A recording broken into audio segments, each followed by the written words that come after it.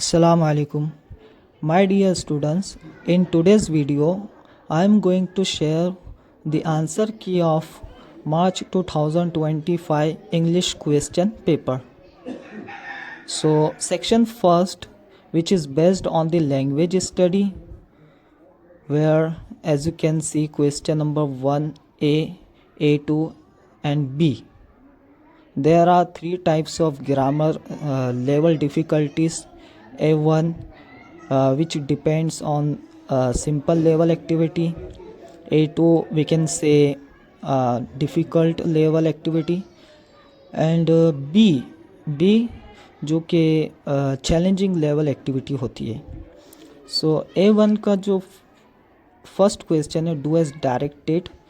You have to solve any 4 question. Okay, so as you can see 5 question have been given to you and you have to solve, you have to answer any 4 question. Okay, so first question is, pick out the infinitive from the following sentence.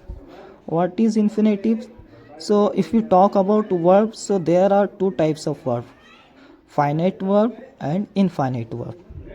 Finite verbs क्या होते हैं कि it is changed by the subject और by the tense. ये जो finite verb होते हैं ये चेंज होते हैं सब्जेक्ट से, या फिर हम बोल सकते हैं इनके अगर टेंस चेंज किए तो टेंस की वजह से जो है चेंज हो सकते हैं. ठीक है, बट इनफाइनाइट वर्ब ये जो है ना तो सब्जेक्ट की वजह से चेंज होते हैं, it is not changed by the subject और टेंस, ना ही वो जो है टेंस के चेंज होने से चेंज होते हैं. जैसे अगर हम बात करें, he was asking to go for the concert, तो आस्क यहाँ पर हमारा एक वर्ब है और गो भी हमारा वर्ब है. लेकिन आस्क जो अगर हम टेंस चेंज करेंगे तो आस्क चेंज हो जाएगा. अगर ये पास्ट कंटिन्यूस चेंज है, इसमें अगर हम पास्ट परफेक्ट चेंज कर देंगे तो ये हो जाएगा he had asked to go for the concert. लेकिन to go as it is जैसे का वैसे ही रहेगा, इसमें कोई चेंजेस नहीं आएगा. तो ये जो टू गो है ये हमारा इन्फिनेटिव होता है. ये ना तो सब्जेक्ट के चेंज होने से चेंज होगा और ना ही टेंस के चेंज होने से चेंज होगा. ठीक है, तो ये फर्स्ट का आंसर है. So the next question is identify the type of sentence. इसमें आपको क्या करना है, सेंटेंस आपको जो दिया गया है get out and wait in the yard, इसको ये कौन सी टाइप का सेंटेंस है वो आपको जो है आइडेंटिफाई करना है. So there are 4 types of sentences: assertive sentence, interrogative sentence, imperative sentence and exclamatory sentence. अगर जो वर्ब से स्टार्ट हुआ, काय से स्टार्ट हुआ, जो मेन वर्ब से स्टार्ट हो रहा है तो वो हमारा जो है इम्परेटिव सेंटेंस होता है. जैसे कि आप देख सकते हैं कि get out and wait in the yard, यहाँ पे जो गेट है ये हमारा मेन वर्ब है और जो सेंटेंस मेन वर्ब से स्टार्ट होता है वो इम्परेटिव सेंटेंस है. और जो असर्टिव सेंटेंस क्या होते हैं, असर्टिव सेंटेंस जो है वो कंटेंट्स होते हैं, वो फॉर्म्स होते हैं सब्जेक्ट और वर्ब से. यानी ऐसे सेंटेंस जिसमें सब्जेक्ट और वर्ब आए वो होते हैं हमारे असर्टिव सेंटेंस. जैसे I am doing my bit, अगर ये टाइप्स ऑफ सेंटेंस में पूछा जा सकता था तो ये होता था हमारा असर्टिव सेंटेंस. ठीक है, और इंट्रोगेटिव सेंटेंस क्या होते हैं, जिसके अंदर क्वेश्चन पूछे जाते हैं, जिसमें क्वेश्चन मार्क आता है, वो होता है इंट्रोगेटिव सेंटेंस. और इम्परेटिव सेंटेंस जो मैंने आपको अभी बताया कि जो वर्ब से या फिर जिसमें रिक्वेस्ट की जाती है प्लीज से, ठीक है, जैसे प्लीज सिट डाउन, तो ये रिक्वेस्ट की जा रही है, तो ये भी इम्परेटिव सेंटेंस होते हैं. तो इम्परेटिव सेंटेंस में 2 टाइप्स होती है, एक होती है ऑर्डर वाली, एक होती है रिक्वेस्ट वाली. यहाँ पे ऑर्डर दिया जा रहा है get out and wait in the yard. Exclamatory sentence जो कि जिसमें एक्सक्लेमेशन मार्क आ जाता है वो हमारा एक्सक्लेमेटरी सेंटेंस होता है, जिसमें हम हैप्पी होते हैं, नर्वस होते हैं. ठीक है, सो ये सेंटेंस की जो टाइप है वो है इम्परेटिव सेंटेंस. क्वेश्चन नंबर 3 जो कि आपको अरेंज करना है इन सारे वर्ड्स को अल्फ़ाबेटिकल ऑर्डर में. Arrange the following words in alphabetical order. Invention, inequality, indisputable, interactions. इसमें आपको जो है ये फाइंड करना है कि भाई पहले कौन से अल्फ़ाबेट आता है, उसके अकॉर्डिंग आपको जो है अल्फ़ाबेटिकल ऑर्डर में इसको अरेंज करना रहेगा. तो आई एन इन्वेंशंस में आई एन, इन इक्वलिटी में भी आई एन आ रहा है, और इंडिस्प्यूटेबल के अंदर भी आई एन आ रहा है, और इंट्रैक्शंस के अंदर भी जो है आई एन आ रहा है. नेक्स्ट वर्ड अगर हम देखिए तो यहाँ पे वी आ गया, यहाँ पे ई आ गया, यहाँ पे डी आ गया, यहाँ पे टी आ गया. तो टी भी जो है लास्ट में ही रहता है, डी भी तो पहले आता है ई, तो ई पहले आ जाएगा, फिर डी आएगा और फिर टी और फिर बाद में वी वाला। तो इस तरह से हम इसको जो है अल्फ़ाबेटिकल ऑर्डर में अरेंज करेंगे। Next question, question number 4, complete the word chain of nouns. Nouns की जो है वर्ड चेन आपको कंप्लीट करना है। नाउन्स क्या होता है भाई, जिसको हम टच कर सकते हैं, फील कर सकते हैं और देख सकते हैं, वो होते हैं नाउन। ठीक है, तो यहाँ पे पोडियम आपको जो है वर्ड दिया गया है पोडियम। अब इसी के अकॉर्डिंग जो एम आ रहा है, एम के हिसाब से हमको जो है अरेंज करना है। तो एम से हम ले सकते हैं मंकी, ठीक है। वाई आ गया, वाई से हम ले सकते हैं येलो। डब्ल्यू आ गया, डब्ल्यू से हम ले सकते हैं वाइंड। और डी आ गया, डी से हम ले सकते हैं डॉक्टर। ये सब के सब नाउन है। आप आपके अकॉर्डिंग कोई भी नाउन्स आप जो है इसमें ले सकते हैं, जो भी आपको इजी जाते हैं, जो आपके दिमाग में आते हैं।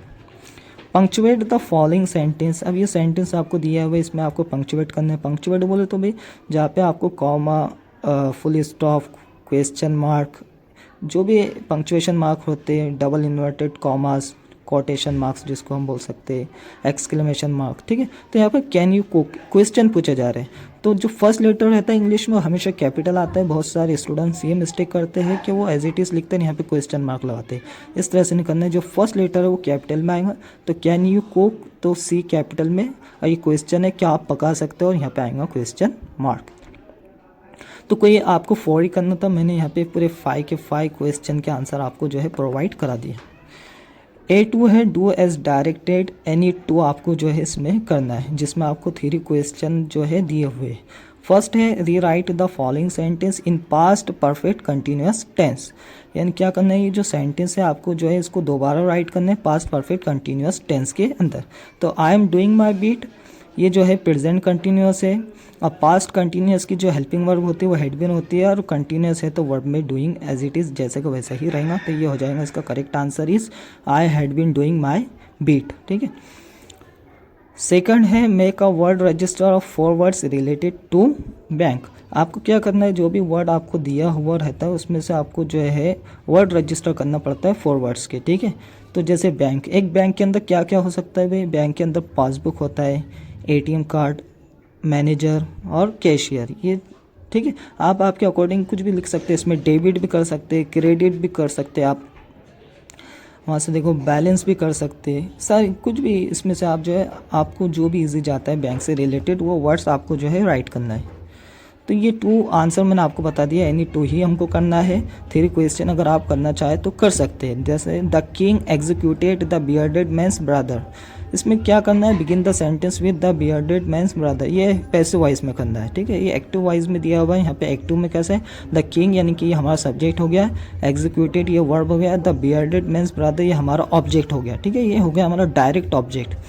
अब ये जब हमको पता है पैसिव वाइज में क्या होता है, ऑब्जेक्ट, और जो टेंस है ये सिंपल पास्ट का है तो इसकी हेल्पिंग यानी पैसिव में हो जाएगा वाज या वर्क के हिसाब से, ठीक है। तो आंसर होगा the bearded man's brother was executed by the king, ठीक है। तो इस तरह से आप इसको पैसिव में चेंज कर सकते हैं, ये हमारा ऑब्जेक्ट है, ठीक है। बी जो है चैलेंजिंग लेवल होती है, टू एज डायरेक्टेड एनी 1 आपको करना है, 2 मार्क्स के लिए आपको जो है क्वेश्चन आता है। ये भी जो है 2 मार्क्स के लिए है, ठीक है। और ये जो क्वेश्चन नंबर 1 का ए रहता है ये जो है 1 मार्क के लिए रहता है, जो कि आपको 4 मार्क्स मिलते हैं, 4 अगर आप राइट आंसर राइट करते तो। इसमें अगर 2 आप राइट आंसर करेंगे तो आपको 4 मार्क्स मिलेंगे। इसमें अगर आप कोई 1 आंसर राइट करते हैं करेक्टली तो आपको जो है 2 marks you will get, okay. So question is a diamond is one of the most precious stones. आपको इंस्ट्रक्शन क्या दिए हुए, complete the following sentences with the help of the above sentence. यानी जो सेंटेंस आपको दिया हुआ है इसको जो है आपको कंप्लीट करना है इसमें। तो ए है very few stones are as precious as a diamond. अभी क्या ये हो गया सुपरलेटिव डिग्री। आपको क्या करना है, पॉजिटिव में चेंज करना है और इसी को कंपेरेटिव में चेंज करना है। तो सुपरलेटिव में आपको दिख रहा है कि मोस्ट आ गया, जहाँ पे द मोस्ट आ जाता है वो हो जाता है सुपरलेटिव, ठीक है। और यहाँ पे जो हमारा प्रीशियस है ये एडजेक्टिव है, ठीक है। तो क्या है, very few stones are as precious as a diamond, और a diamond is more precious than any other stones, यह इसका जो है करेक्ट आंसर है। Make 2 sentences by using the given word as a noun and as a verb without changing it's form, यानी आपको form change नहीं करना है, बल्कि इसी के अकॉर्डिंग आपको एक नाउन बनाना है, एक वर्ब बनाना है। कोई एक पूछा गया आपको, आप अगर ये भी कर लेंगे तो करेक्ट है। अप्रोच का अगर मैं वर्ब की बात बताऊँ तो वही पहुंचना होता है, ठीक है। अप्रोच मीन्स पहुंचना। अगर नाउन के तौर पे हम इसको लेंगे तो इसका मतलब होता है नुक्ता फाइंड करना, ठीक है। तो आप कोई भी सेंटेंस बना सकते हैं, we must approach the difficulties, ठीक है। क्वेश्चन नंबर 2 का A, read the following passage and do the given activities, ठीक है। ये सेक्शन 2 जो रहता है वो टेक्सचुअल पैसेज का रहता है। रीडिंग स्किल्स इसमें पहले पूछे जाते हैं, फिर वोकेबलरी और फिर बाद में ग्रामर। ये जो है 10 मार्क्स के लिए रहता है।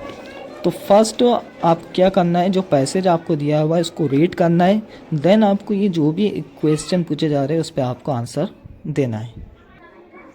जैसे कि क्वेश्चन नंबर 2 का A1 है, match the world heritage sites given in column A with the names of the countries given in column B. ये आपको वर्ल्ड हेरिटेज साइट्स दी हुई है और ये जो कंट्रीज़ है ये कौन सी कंट्री में लोकेटेड है वो आपको जो है इससे मैच करना है। जैसे माचू पिचू जो है वो होता है पेरू के अंदर, डी कंट्री पेरू में।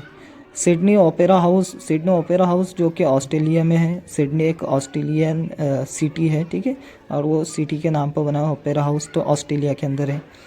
येलोस्टोन नेशनल पार्क यूएस के अंदर है, ठीक है।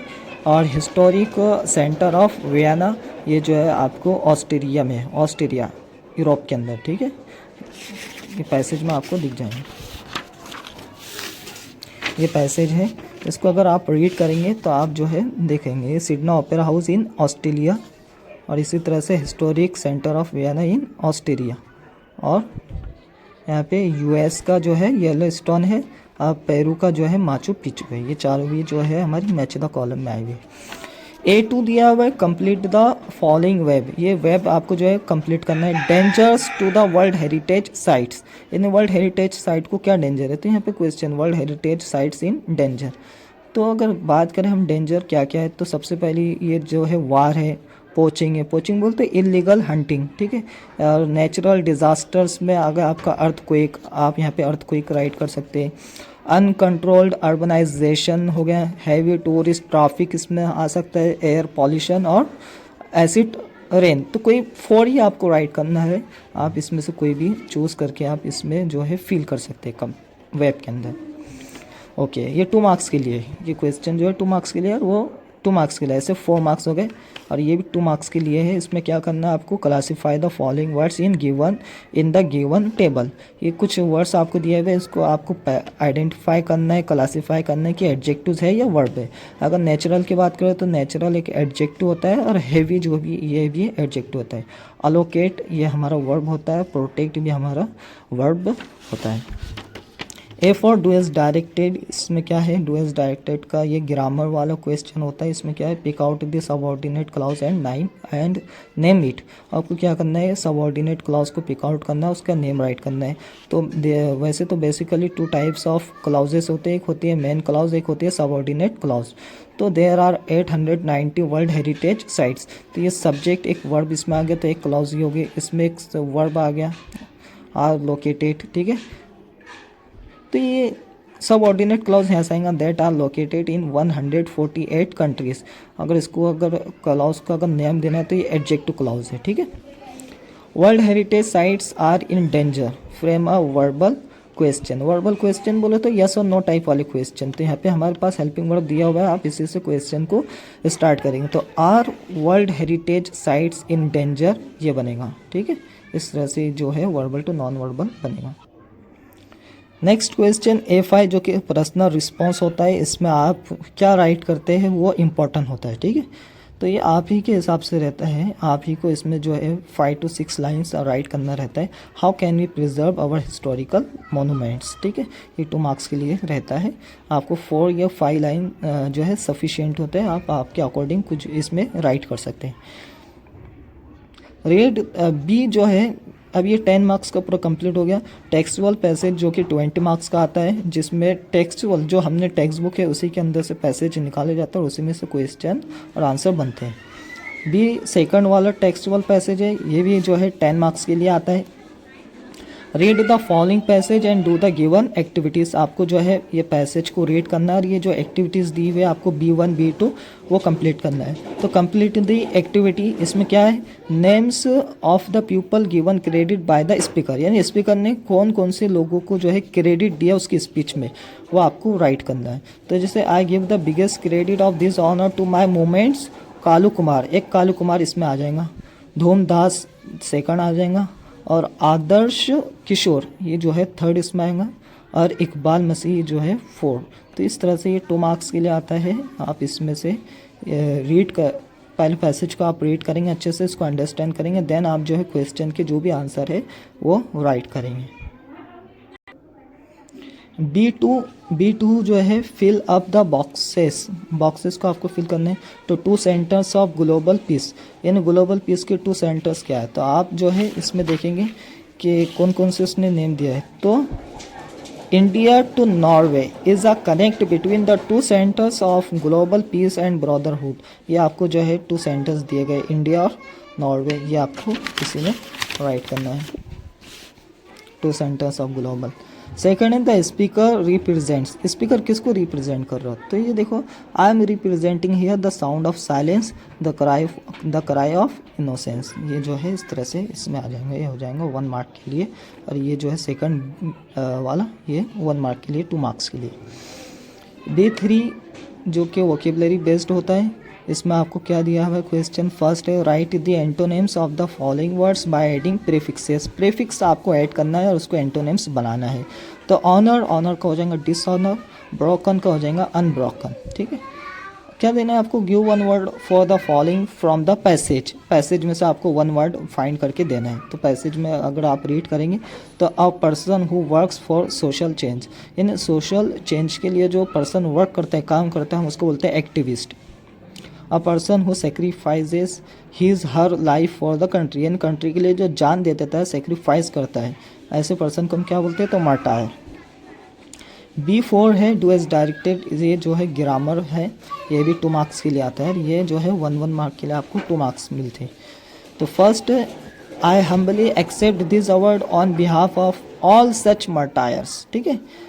तो आई हम्बली एक्सेप्ट, यहाँ पे आपको क्या करना है, पिक आउट 2 डिटर्मिनस, ठीक है। डिटर्मिनस आपको जो है इसमें से पिक आउट करना है, निकालना है। तो अगर डिटर्मिनस की बात करें तो आर्टिकल्स और जो भी टाइप्स ऑफ एडजेक्टिव वो होती है वो हमारे डिटर्मिनस होते हैं। तो धीस और सच और ऑल, ये 3 इसमें से जो है डिटर्मिनस है, आपको कोई 2 ही पिक आउट करना, आप कोई भी इसमें से 2 चूज़ करके निकाल सकते हैं। सेकंड है I have held their injured bodies and felt their broken spirits. Rewrite the sentence by using not only but also. Not only और बट आल्सो को आपको यूज़ करना है। तो जहाँ पे अगर कोई नाउन की पेयर है तो पहले नाउन को आप नॉट ओनली, सेकंड वाले को बट आल्सो।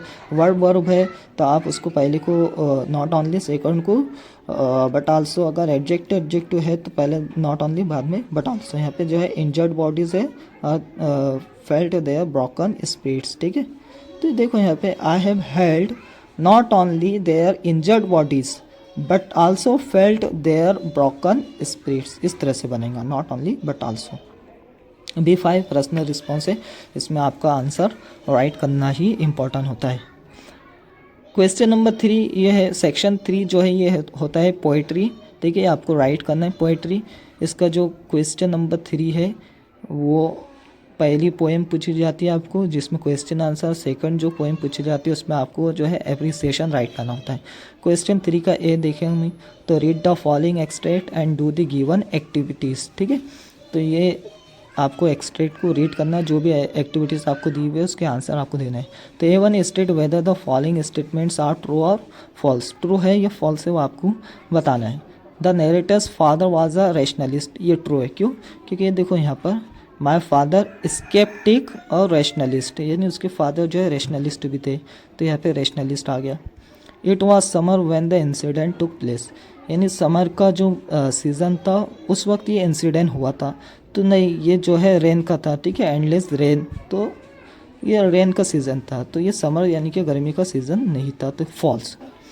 थर्ड है mother found relief after 20 years, true, yes 20 years के बाद उनको जो है रिलीफ मिला था, ठीक है। तो ये after 20 years it lost its sting, तो ये ट्रू आएगा। फोर्थ है mother thanked the neighbours for sparing her children, तो मदर ने किसका थैंक किया भाई, नेबर्स का, यानी पड़ोसियों का थैंक्स किया बच्चों के, यानी कि भाई उसने जो है बच्चों को छोड़ दिया और मुझे काटा नहीं, उसने जो है थैंक गॉड, यहाँ पे गॉड का थैंक किया, उसने किसका थैंक किया, गॉड, ठीक है, जिसने मुझे पिक किया, यानी कि इस सिचुएशन के लिए जो क्या बोलेंगे हम उसको, स्कॉर्पियन था वो मदर को उसने काटा था, ठीक है, तो मदर ने जो है गॉड का थैंक किया था, ये फॉल्स होगा, ठीक है, नेबर का नहीं बल्कि गॉड।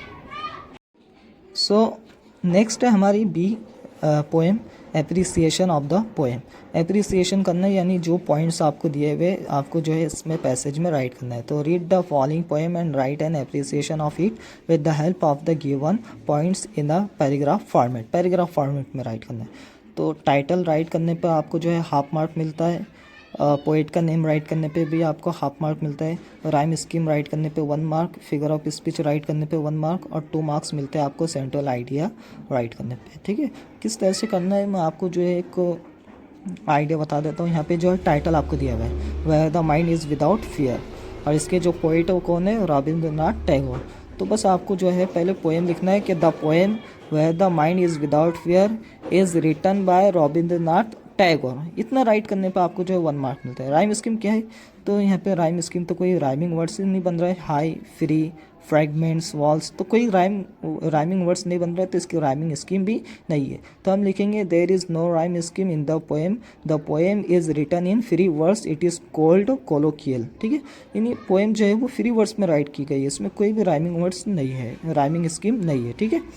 फिगर्स ऑफ स्पीच की बात करें तो इसमें figures of speech first line में अगर देखिए हम तो एलिट्रेशन है, यानी डब्ल्यू साउंड जो है रिपीट हो रहा है, डब्ल्यू, इधर भी एच साउंड, तो ये एलिट्रेशन की एग्जांपल है, ठीक है।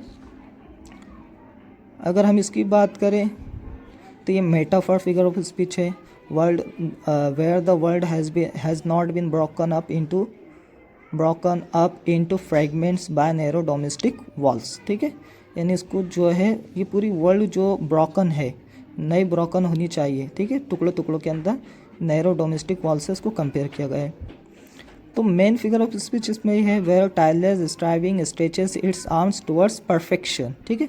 तो ये पर्सनिफिकेशन की फिगर ऑफ स्पीच है, यानी टायरलेस स्ट्राइविंग को जो है उसकी जो आर्म्स है वो ऐसे वर्क कर रहे हैं, यानी कि परफेक्शन की तरफ बढ़ रहे हैं, तो ये हो जाएंगे हमारी पर्सनिफिकेशन फिगर ऑफ स्पीच। तो आपको कैसे राइट करना है figure of speech, there are many figures of speech used in the poem like alliteration, metaphor and personification, but the important one is personification, and the example of personification is where tireless striving stretches its arms towards perfection. Here the tireless striving is providing the human qualities of perfection. तो ये हमारा जो explanation भी हो जाएगा। Then आपको central idea right करना है कि जो पोएम इसका सेंट्रल आइडिया क्या है। तो central idea of the poem is the poet's dream of a fearless, progressive nation where the knowledge, truth guide the people, ठीक है। यानी ये इसका सेंट्रल आइडिया हो जाएगा, आप आपके मन से भी राइट कर सकते हैं, क्या है, ठीक है।